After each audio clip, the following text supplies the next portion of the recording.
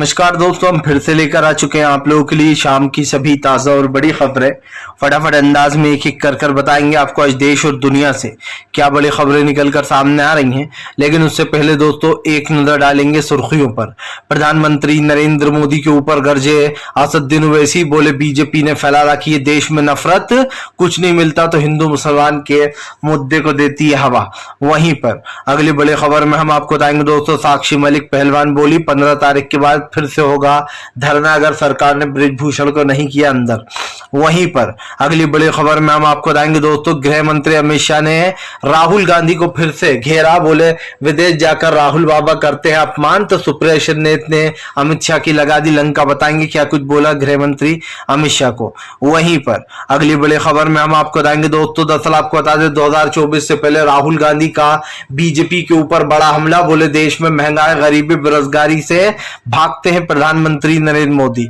वहीं पर अगली बड़ी खबर में हम आपको बताएंगे दोस्तों, 2024 से पहले शरद पवार ने कर दिया खेल, सुप्रिया सुले को जो यहाँ पर दोस्तों कार्यकारी अध्यक्ष बना दिया गया है। बताएंगे आखिरकार क्यों उन्होंने ये फैसला लिया है। वहीं पर अगली बड़ी खबर में हम आपको बताएंगे दोस्तों, दरअसल आपको बताते चले भारतीय जनता पार्टी में दरारों का सिलसिला, मध्य प्रदेश में दरार, हरियाणा में जेजेपी और बीजेपी में दरार, और अब महाराष्ट्र में भी दोस्तों आप समझिए दरार आ गई है। बताएंगे एकनाथ शिंदे के बेटे ने ही इस्तीफा दे दिया है। वहीं पर अगली बड़ी खबर में हम आपको बताएंगे दोस्तों, दरअसल आपको बताते चले भारतीय जनता पार्टी को लगा बड़ा झटका। जी हां, आपको बताते चले स्मृति ईरानी का वीडियो वायरल होने के बाद लोग बोले बीजेपी पत्रकारों को धमकाती है। दरअसल स्मृति ईरानी का एक वीडियो वायरल हो रहा है जिसमें वो पत्रकार को धमकाती हुई नजर आ रही है, और इस वीडियो को लगभग 2 से 3 दिन हो चुके हैं दोस्तों वायरल होते हुए। बताएंगे क्यों ये इतना सुर्खियों में आ गया है। वहीं पर अगली बड़ी खबर में हम आपको बताएंगे दोस्तों, दरअसल आपको बताते चले पुलिस कर्मियों के ऊपर जमकर गरजे अखिलेश यादव, बोले बीजेपी के भ्रष्टाचार में पुलिस वालों की चांदी ही चांदी। बताएंगे क्यों भड़क गए अखिलेश यादव बीजेपी के ऊपर।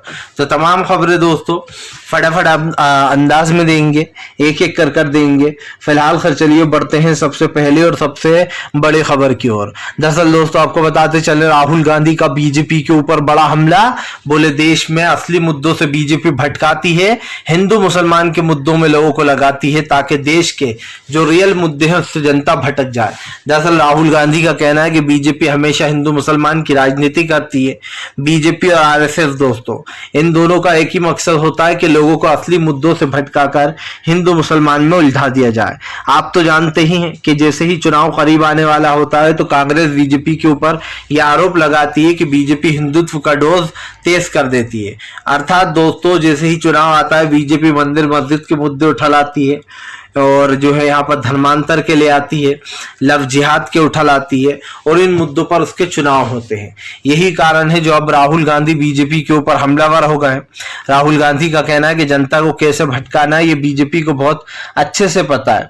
राहुल ने कहा कि प्रधानमंत्री नरेंद्र मोदी को लगता है कि उनसे ज्यादा सच्चा कोई और नहीं है और उनकी हर बात पर जनता विश्वास कर लेगी।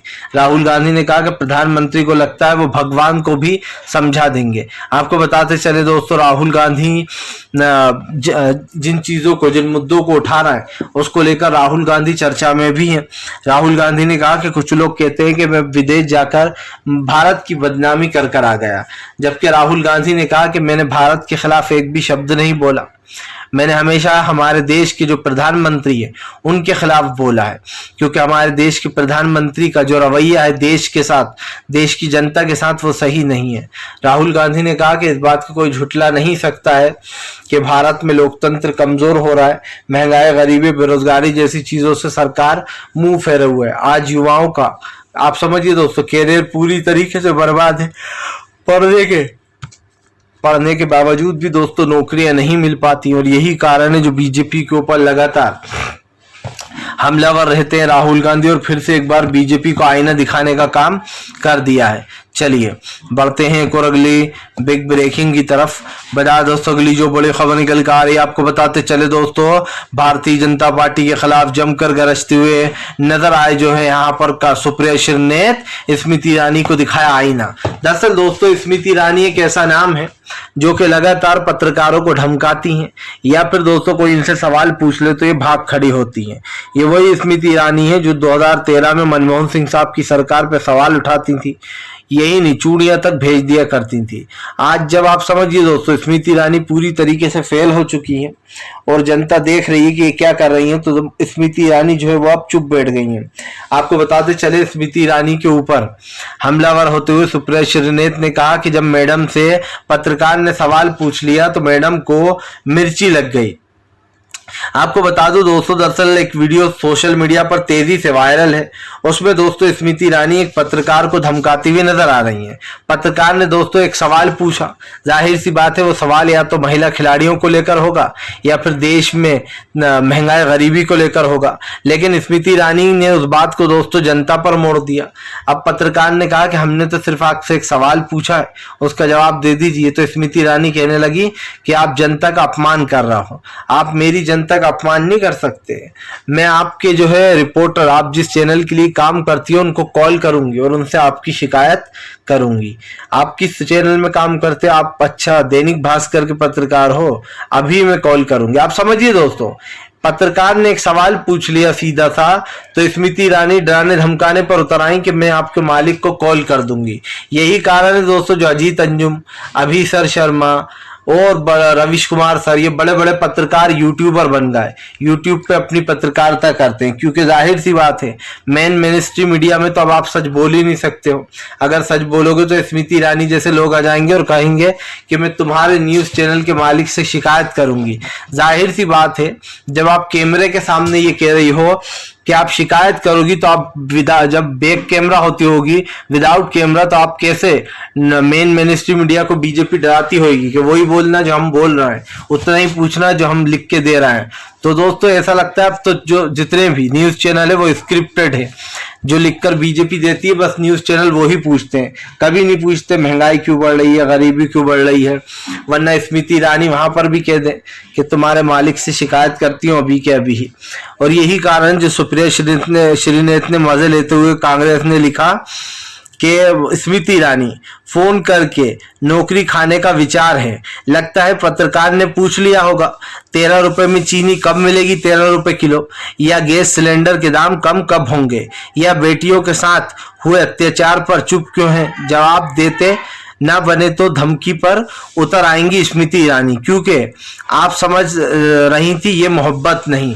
आपको बताते चले दोस्तों, स्मृति ईरानी को लेकर कांग्रेस ने जमकर खड़ी खोटी सुनाई और साफ कहा कि स्मृति ईरानी जो है वो जिस तरीके से पत्रकार को डरा रही है, उससे तो यही लगता है कि उसने पूछ लिया होगा 13 रुपए किलो चीनी क्यों है, महिला सम्मान में आप क्यों नहीं बोल रही। और जाहिर सी बात है इन्हीं सवाल में से एक सवाल होगा। चलिए बढ़ते हैं एक और अगली बिग ब्रेकिंग की तरफ। बता दो अगली जो बड़ी खबर निकल कर आ रही है, असदुद्दीन ओवैसी का बीजेपी के ऊपर बड़ा हमला। बोले बीजेपी घोलती है देश में जहर, नफरत फैलाने का करती है काम। आपको बताते चले असदुद्दीन ओवैसी औरंगजेब पर लगातार बीजेपी को घेरे हुए हैं। ओवैसी का कहना है कि जरा सा भी कहीं कुछ होता है तो बीजेपी मुसलमानों को बदनाम करने का कोई मौका नहीं छोड़ती है। कभी ये खबर से औरंगजेब को खोद कर ले आते हैं, तो कभी कर्नाटक में टीपू सुल्तान की एंट्री हो जाती है। आपको बता दें ओवैसी ने कहा कि आरएसएस बीजेपी ये जो गोडसे था और सावरकर था, ये लोग किसकी औलादे हैं, पहले बीजेपी इसका जवाब दे। क्योंकि जाहिर सी बात है दोस्तों, गोडसे गांधी का हत्यारा था और सावरकर और आरएसएस ने अंग्रेजों के सामने हाथ जोड़ लिए थे कि हम आपके साथ देंगे। ऐसा हमेशा कांग्रेस ने कहा है और एक बार फिर से ओवैसी ने भी इस बात को दोहरा दिया है। ओवैसी का कहना है कि फिलहाल देश की लड़ाई में बीजेपी और आरएसएस का कुछ योगदान नहीं है, लेकिन तब भी कुछ लोग जो है अपने आप को देशभक्त बताने की बात करते हैं। यही नहीं, असदुद्दीन ओवैसी ने कहा कि बीजेपी को जैसे ही चुनाव करीब नजर आते हैं तो वो हिंदू मुसलमान करने लगती है और फिर कभी बाबर को खोद कर लाने की बात करती है तो कभी टीपू सुल्तान को खोद कर ले आती है। अब दोस्तों इन सब चीजों से क्या मतलब होने वाला है? ना इस दुनिया में टीपू सुल्तान है, ना इस दुनिया में दोस्तों बाबर है, लेकिन आप समझिए जब भी उनको खोद कर ले आया जाता है, इससे साफ दिखाई देता है कि बीजेपी दोस्तों गड़े मुर्दे खोदने में मास्टरमाइंड है। उसको जो है पुराने मुद्दे उठाना है। हालांकि अभी बहुत बुरी तरीके से हार हुई बीजेपी की और उसके बाद भी बीजेपी दोस्तों समझ नहीं पा रही है बीजेपी अभी भी वही कर रही है जो वो पहले कर रही थी, हिंदू मुसलमान हिंदू मुसलमान। कर्नाटक की हार से सबक ले लिया होता तो शायद आज ये नहीं होता, लेकिन बीजेपी की उल्टी गिनती शुरू है। चलिए बढ़ते हैं एक और अगली बिग ब्रेकिंग की तरफ। बता दोस्तों अगली जो बड़ी खबर निकल कर आ रही है, अखिलेश यादव का बीजेपी के ऊपर बड़ा हमला। बोले भारतीय जनता पार्टी के राज्य में भ्रष्टाचार चरम पर, अब रक्षक ही बन रहा है भक्षक। अखिलेश यादव ने दोस्तों दरअसल आपको बताते चले 50 किलो चांदी लूट का मामला उठाया, जिसमें 3 पुलिसकर्मी भी शामिल है। दरअसल आरोप है दोस्तों कि फिलहाल जिसकी गाड़ी की तलाशी ली जा रही थी उसकी गाड़ी में 50 किलो चांदी भी रखी थी। पेशे से वो एक सुनार है, लेकिन आपको बता दें पुलिस ने तलाशी के बहाने से दोस्तों उस व्यक्ति की जिसकी गाड़ी थी उसमें से वो चांदी उठाकर एक व्यक्ति भाग गया, जिसके बाद जो है यहाँ पर काफी ज्यादा घमासान भी मचा। आपको बताया जा रहा है इसमें 3 लोग शामिल थे, 3 पुलिसकर्मी। उन तीनों को सस्पेंड कर दिया गया है। लेकिन अखिलेश ने बीजेपी और खास करके योगी की चुटकी लेते हुए लिखा, पुलिसकर्मियों ने मिलकर जो है लूट ली 50 किलो चांदी बात। और अखिलेश यादव ने भड़कते हुए जो है यहाँ पर योगी को सुना दी खड़ी खोटी। अखिलेश ने लिखा, यूपी में तो पुलिस वालों की चांदी है, भाजपा राज में भ्रष्टाचार की आंधी है। आपको बताते चले दोस्तों ये अखिलेश यादव ने ट्वीट किया। फिलहाल चलिए बढ़ते हैं एक और अगली बिग ब्रेकिंग की तरफ। बता दोस्तों अगली जो बड़ी खबर निकल कर आ रही है, आपको बताते चले दोस्तों 15 तारीख के बाद फिर से होगा धरना प्रदर्शन। साक्षी मलिक, बजरंग पुनिया ने सरकार को दी चेतावनी। दरअसल आपको बताते चले अभी तो सरकार ने इनको ये कहकर रोक दिया कि हम आपकी बात मानेंगे और 15 तारीख के दिन डिसीजन देंगे, जिसके बाद सूबे की सियासत तेज हो गई है। आपको बता दें कल साक्षी मलिक और बजरंग पुनिया के बयान ने सबको हैरान कर दिया। उन्होंने खाप पंचायतें, मजदूर संघ, तमाम संगठन जिन लोगों ने इन लोगों का समर्थन किया था दोस्तों पहलवानों का, अब कल पहलवानों ने भी जो है यहाँ पर प्रेस कॉन्फ्रेंस करके एक तरीके से सब लोगों को अपनी बात बताई कि सरकार ने उनके सामने क्या शर्तें रखी हैं। जिसके बाद आपको बताते चले दोस्तों अब सरकार मुश्किल में आ गई है, क्योंकि सब जानते हैं भैया कि यहाँ पर भारतीय जनता पार्टी बुरी तरीके से फंस चुकी है। और बीजेपी के राज में दोस्तों क्या हो रहा है ये तो आपको अच्छे से पता ही है। अब इस चीज को लेकर जो यहाँ पर काफी घमासान भी मचा हुआ है। और सही बात यह है दोस्तों कि फिलहाल सरकार की जो नीतियां हैं वो लोगों के सामने है। खिलाड़ी परेशान थे, लेकिन सरकार ने एक भी बार उनसे बात नहीं की। इसीलिए अब खिलाड़ियों ने भी सरकार को धमकी दे दी है कि फिलहाल वो 15 तारीख तक का समय दिया है बस उन्होंने। अगर 15 के बाद 16 तारीख हुई तो वो किसी भी तरीके से इस आंदोलन को फिर से स्टार्ट करेंगे और जंतर मंतर पे जाकर बैठ जाएंगे। मतलब साफ है दोस्तों, खिलाड़ी पीछे हटने को तैयार नहीं है। अगर सरकार सोच रही है कि वो उनको जो है यहाँ पर पपलू दे देगी या समझा देगी तो ये बिल्कुल गलत है, क्योंकि यहाँ पर सरकार की जो नीतियां वो सामने आ चुकी हैं। फिलहाल चलिए बढ़ते हैं एक और अगली बिग ब्रेकिंग की तरफ। बता दोस्तों अगली जो बड़ी खबर निकल कर आ रही है, आपको बताते चले दोस्तों भारतीय जनता पार्टी को लगा एक और बड़ा झटका। जी हाँ, दरअसल आपको बताते चले दोस्तों इन दिनों जो यहाँ पर बीजेपी का बुरा समय चल रहा है। ऐसे में अब एक बार फिर से जो है यहाँ पर भारतीय जनता पार्टी के ऊपर जमकर भड़ास निकाली है। जो है यहाँ पर दोस्तों कांग्रेस नेता अधीर रंजन चौधरी ने, अधीर रंजन चौधरी का कहना है कि फिलहाल बीजेपी देश में नफरत फैलाती है और 2024 में हराने के लिए कांग्रेस का एजेंडा साफ है। मैं आपको बताते चले दोस्तों इन दिनों बीजेपी के वजह से भी उल्टी गिनती शुरू हो चुकी है, क्योंकि जगह जगह बीजेपी में दरार आ गई है। अब आप समझिए हरियाणा बीजेपी में दरार, बीजेपी और जेजेपी अलग होने की कगार पर आ गई है। बताया जा रहा है संगठन में दरार चल रही है। वहीं दूसरी तरफ दोस्तों मध्य प्रदेश में ज्योतिरादित्य सिंधिया और बीजेपी के समर्थक आमने सामने आ गए हैं, जहां पर बीजेपी की हालत मध्य प्रदेश में भी खराब है।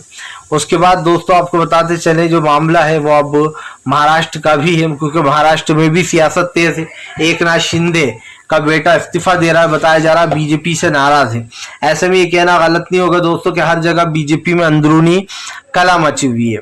कोई एक जगह हो तो हम बताएं, यहाँ तो पूरा का पूरा बीजेपी का कुंभा ही दोस्तों पूरी तरीके से फेल होता हुआ नजर आ रहा है। और आप भी जानते हैं कि बीजेपी के साथ ये क्यों हो रहा है, क्योंकि भारतीय जनता पार्टी जो है दोस्तों वो हमेशा देश में इसी तरीके की नफरती राजनीति करती है, और जिससे कहीं ना कहीं देश का नुकसान ही है, कोई फायदा तो है नहीं। अगर दोस्तों नफरत की राजनीति से किसी को फायदा होता तो सभी लोग यही राजनीति करते, चाहे फिर वो अखिलेश यादव होते या तमाम दूसरे लोग, राहुल गांधी। लेकिन दोस्तों कांग्रेस मोहब्बत की दुकान खोले बैठी है, वो प्यार से बात करती है, और यही कारण है दोस्तों जो बीजेपी की नफरत छोड़ अब लोग कांग्रेस की मोहब्बत की दुकान के साथ हो रहा है। मतलब हिमाचल कर्नाटक में कांग्रेस को मिली बड़ी जीत से बीजेपी वैसे भी बौखलाई हुई है, और अगला टारगेट कांग्रेस का मध्य प्रदेश है। मध्य प्रदेश के बाद कांग्रेस दोस्तों राजस्थान छत्तीसगढ़ में लगी रहेगी, और ये साफ दिखाई दे रहा है फिलहाल। चलिए बढ़ते हैं एक और अगली बिग ब्रेकिंग की तरफ। बता दोस्तों अगली जो बड़ी खबर निकल कर आ रही है, आपको बताते चले दोस्तों, उमर अब्दुल्ला का अरविंद केजरीवाल के ऊपर बड़ा हमला। बोले जब हमारी जरूरत पड़ती है तो सब लोग उठकर आ जाते हैं, लेकिन जब हमें केजरीवाल की जरूरत थी तो कोई नहीं आया। सिर्फ 2-3 ही पार्टियां थी जिसने हमारा साथ दिया, जो हमेशा खड़ी रही हैं हमारे साथ। एक ममता बनर्जी की पार्टी बताई उन्होंने, और एक जो है दोस्तों डीआरके की पार्टी बताई। ऐसे में उन्होंने एक और पार्टी का भी नाम बताया कि ये 3-4 पार्टियां हमेशा हमारे साथ खड़ी रहती हैं। आपको बताता चलूं दोस्तों, ये तो साफ हो जाता है कि अब जो ये सरकार है, इस सरकार के खिलाफ कहीं ना कहीं जनता ने मोर्चा खोलने का काम किया है। अब देखना ये भी होगा कि आने वाले एपिसोड में क्या होने वाला है। फिलहाल दोस्तों चलिए बढ़ते हैं एक और अगली बिग ब्रेकिंग की तरफ। बता दोस्तों अगली जो बड़ी खबर निकल कर आ रही है, आपको बताते चले दोस्तों, भारतीय जनता पार्टी को लगा एक और बड़ा झटका। जी हां, दरअसल आपको बता दें मध्य प्रदेश में पहुंचे डीके शिव कुमार, मामा शिवराज की बढ़ा दी मुश्किलें। आपको बताते चले दोस्तों, कर्नाटक की सबसे बड़ी जीत का श्रेय डीके शिव कुमार को ही जाता है, क्योंकि उन्होंने ही पार्टी को फिर से जिंदा करने का काम किया था कर्नाटक में। ऐसे में दोस्तों अब डीके शिव कुमार को मध्य प्रदेश की जिम्मेदारी सौंपी गई है। आपको बताते चलें अब डीके शिव कुमार मध्य प्रदेश पहुंच गए। मध्य प्रदेश में जाते से ही डीके शिव कुमार ने ऐलान कर दिया है कि आने वाले समय में मध्य प्रदेश के विकास में देखेंगे और यहाँ पर बदलाव करेंगे, बड़े बदलाव। जिसके बाद दोस्तों आपको बताते चले मध्य प्रदेश की सियासत जो है वो काफी गर्म हो चुकी है, और ऐसे में ये कहना गलत नहीं होगा कि डीके शिव कुमार के मध्य प्रदेश जाने के बाद शिवराज सिंह चौहान को दोस्तों बड़ा झटका लग गया है, क्योंकि बीजेपी किसी भी हाल में नहीं चाहती कि वो मध्य प्रदेश की जनता को सत्ता को खो दे। लेकिन आपको बताते चले दोस्तों, सत्ता खोने से पहले बीजेपी में डर है, और ये बात चाहे बीजेपी कितना ही झूठा ले, सब जानते हैं कि फिलहाल मध्य प्रदेश में बीजेपी पूरी तरीके से फेल हो चुकी है, क्योंकि भारतीय जनता पार्टी के नगमे और किससे साफ देखने को मिलते रहते हैं। चलिए बढ़ते हैं एक और अगली बिग ब्रेकिंग की तरफ। बता दोस्तों अगली जो बड़ी खबर निकल कर आ रही है, आपको बताते चले दोस्तों, भारतीय जनता पार्टी को लगा बड़ा झटका। शरद पवार ने खेल दिए 24 से पहले मास्टरमाइंड। दरअसल दोस्तों शरद पवार ने अपनी बेटी सुप्रिया सुले को जो है यहाँ पर पार्टी का कार्यकाल अध्यक्ष बना दिया गया है, जिसके बाद आपको बताते चले माना जा रहा है अजीत पवार नाराज हो गए थोड़ा शरद पवार से। लेकिन आपको बताते चले दोस्तों, ये गेम बहुत ही दिमाग से खेलना है शरद पवार। उन्हें पता है 2024 का चुनाव करीब आने वाला है, और ऐसे में दोस्तों शरद पवार की राजनीति को जो है बहुत मायने दिए जाते हैं। शरद पवार दोस्तों 67 साल से राजनीति में है, और ऐसे में कहा जाता है कि शरद पवार की राजनीति की काट कोई ढूंढ आज तक नहीं पाया, चाहे वो नरेंद्र मोदी हो या फिर दोस्तों बीजेपी के नेता। तो ये कहना गलत नहीं होगा कि फिलहाल बीजेपी से लेकर तो तमाम जितने भी इनके नेता है, सब में डर बैठा हुआ है कि आने वाले समय में क्या होने वाला है। फिलहाल चलिए बढ़ते हैं एक और अगली बिग ब्रेकिंग की तरफ। बता दोस्तों अगली जो बड़ी खबर निकल कर आ रही, गृह मंत्री अमित शाह को लगी मिर्ची। बोले राहुल बाबा विदेश जाकर बुराई कर कर आते हैं, हमारे देश में मुंह नहीं खुलता। आप समझिए दोस्तों, राहुल गांधी संसद में बोले तो माइक बंद कर दिया जाता है। राहुल गांधी सर को कुछ बचाने की कोशिश करें तो जो है यहाँ पर दोस्तों एक तरीके से सर ढक लिया जाता है। और इसे कहना गलत नहीं होगा दोस्तों कि फिलहाल तमाम चीजों में जितनी भी चीजें हुई हैं उसमें भाजपा की पोल हमेशा खुली खुली है। और ऐसे में ये कहना गलत नहीं होगा दोस्तों कि अब बीजेपी को एक बड़ा झटका लग गया है, क्योंकि 2024 के चुनाव से पहले कई राज्यों में बीजेपी में खटपट शुरू हो गई है। हरियाणा हो, चाहे वो दोस्तों आपको बताते चले और दूसरे तमाम राज्य हो, महाराष्ट्र जहाँ पर बीजेपी सरकार गिराकर बनाई है, वहां पर भी जो यहाँ पर गिर रही है सरकार। और ऐसे में दोस्तों अब ये मानना गलत नहीं होगा कि सरकार की जो नीतियां उसके खिलाफ अब विपक्ष एकजुट हो गया, क्योंकि विपक्ष को भी पता है कि जब हम इस मुद्दे पर बोलेंगे तभी बात बनेगी। फिलहाल दोस्तों आपको हमें ज़रूर बता देना है कि आपको वीडियो कैसा लगा है। वीडियो अच्छा लगे तो कृपया